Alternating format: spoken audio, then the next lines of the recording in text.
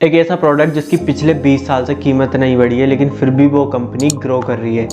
मैं या आप में से कोई ऐसा नहीं होगा जिसने इस प्रोडक्ट को खरीदा नहीं होगा। हम बात कर रहे हैं पार्ले जी के बारे में।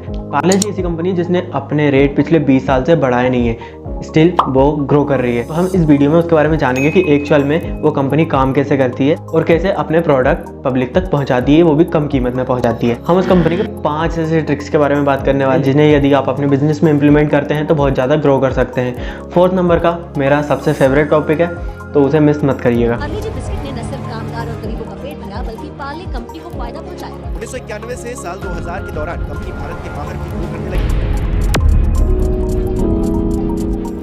हेलो फ्रेंड्स, मैं विशाल स्वागत करता हूं आपका आपके अपने इस चैनल थिंकवर्स में। सबसे पहले हम बात करेंगे पॉइंट नंबर 1 की। तो इस टॉपिक को समझने के लिए हम आपको लेके चलते हैं पार्ले जी की हिस्ट्री में। तो पार्ले जी की शुरुआत 1929 में हुई थी और शायद आपको ये पता नहीं होगा कि पार्ले जी का फर्स्ट प्रोडक्ट एक बिस्किट नहीं था, बल्कि एक ऑरेंज कैंडी थी। फिर लगभग 10 साल बाद यानी 1939 में मोहनलाल दयाल, जो कि इस कंपनी के फाउंडर है, उन्होंने इस कंपनी में प्रोडक्शन कैंडी की जगह पे बिस्किट का प्रोडक्शन चालू कर दिया। तो इसका मतलब ये नहीं है कि उन्होंने कैंडी का प्रोडक्शन बंद कर दिया था। उन्होंने पार्ले जी बिस्किट के साथ साथ पार्ले की और भी सारी कैंडीज वगैरह और भी सारे प्रोडक्ट को लॉन्च किया और वो भी अभी मार्केट में बहुत ज़्यादा ग्रो कर रहे हैं। तो इसकी नींव कैसे रखी गई, इसके बारे में हम आगे वाले पॉइंट्स में बात करने वाले हैं। 1939 के बाद देखते ही देखते ये बहुत बड़ी कंपनी बन चुकी थी, क्योंकि इसे इंडियन के साथ साथ ब्रिटिश भी इसे कंज्यूम करते थे। बट अभी तक इस कंपनी का कोई नाम ही नहीं था, क्योंकि वहाँ के वर्कर्स और उनके जो फाउंडर थे वो इतने ज़्यादा काम में बिजी हो चुके थे कि वो कुछ सोच ही नहीं पाए कि इस कंपनी का नाम क्या रखना चाहिए। अब क्योंकि कंपनी की फैक्ट्री मुंबई के किसी पार्ले नामक जगह पर थी, तो इसी से उसे रिलेट करके उसे पार्ले जी रख दिया। लेकिन पार्ले जी का मतलब ग्लूको था, तो इस तरह से पार्ले ग्लूको कंपनी की फाउंडेशन स्टार्ट हुई थी।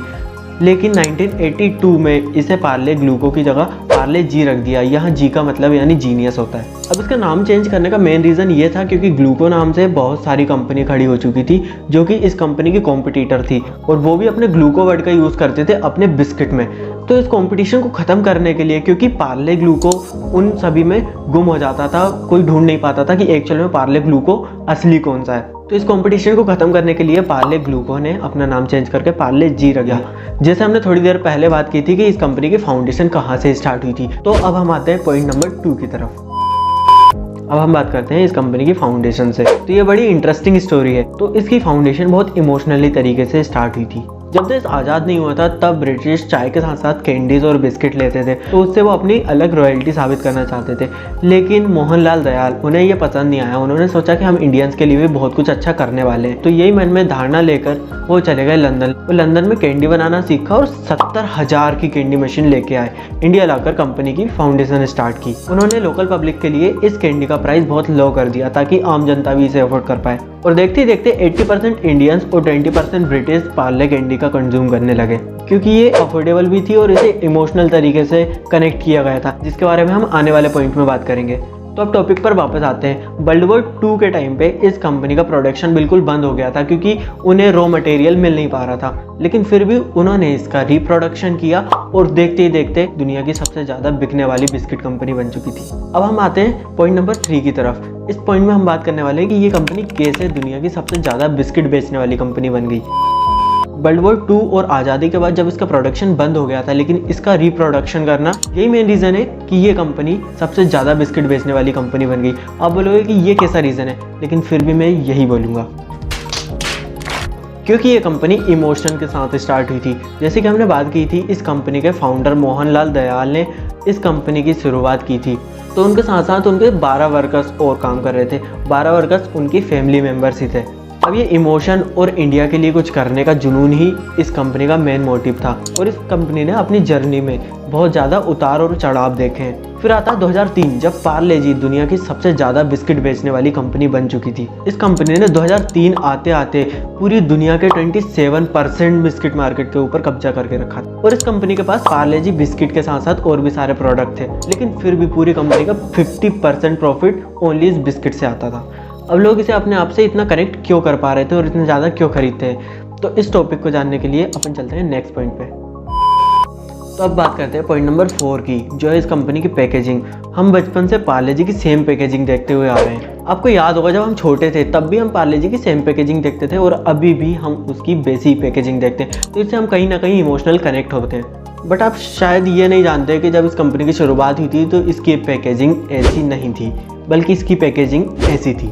लेकिन जैसे जैसे ये ब्रांड ग्लोबल मार्केट में आता रहा तो इसकी पैकेजिंग धीरे धीरे चेंज होती गई और अब इसकी पैकेजिंग कुछ ऐसी दिखती है। हमें इस पैकेजिंग को देखकर हमारे बचपन की याद आ जाती है। तो यही रीज़न है कि आज भी पार्ले जी करोड़ों इंडियंस के दिलों पर राज करता है। लेकिन मेन पॉइंट की तो हम बात करना भूल ही गए। मेन पॉइंट है कि पिछले 20 साल से इसका प्राइस क्यों नहीं बढ़ रहा है। तो इसे जानने के लिए हम आते हैं पॉइंट नंबर 5 पे। अब वीडियो में आगे बढ़ने से पहले हम आपको बता दें कि आप में से केवल 45% लोगों ने ही हमारा चैनल सब्सक्राइब किया है, तो चैनल को सब्सक्राइब कीजिए और हमें सपोर्ट कीजिए। तो अब आते हैं दोबारा टॉपिक पर। तो इसका प्राइस पिछले 20 साल से नहीं बढ़ रहा है, लेकिन फिर भी इस कंपनी की वैल्यूएशन लगातार बढ़ती जा रही है। तो पार्ले जी शुरुआत से ही एक अलग और एक जुगाड़ू स्ट्रेटेजी का यूज़ करती आ रही है। पार्ले जी की सारी मैन्युफैक्चरिंग फैक्ट्रीज मेन सिटीज़ के किनारे पर है, तो इसी वजह से जो ट्रांसपोर्ट कॉस्ट है वो बहुत कम हो जाती है। और पार्ले जी अपना सारा रॉ मटेरियल इंडियन यूज़ करता है, तो इस वजह से बाहर के देश से इम्पोर्ट का खर्चा भी उनका बहुत कम हो जाता है। और इस कंपनी ने पिछले 20 साल से अपने रेपर भी चेंज नहीं किए, तो इस वजह से उनके रेपर चेंजिंग की जो कॉस्ट है वो भी बच जाती है। प्लस ये हमसे इमोशनल कनेक्ट करती है, तो हम दूसरी ब्रांड की तरफ जाने से पहले सबसे पहले पार्ले जी को ही चुनेंगे। तो ये भी रीज़न है कि ये कंपनी कंटिन्यू ग्रो करती जा रही है। तो ये थे इस वीडियो के कुछ खास 5 पॉइंट्स जिन्हें सीखकर आप भी अपने बिजनेस में ग्रो कर सकते हो। आज की वीडियो में बस इतना ही। यदि आपको हमारी बताई हुई इन्फॉर्मेशन अच्छी लगती है तो इस वीडियो को लाइक कीजिए, चैनल पर नए हो तो सब्सक्राइब कीजिए और इस बेल आइकन को ज़रूर प्रेस कीजिए।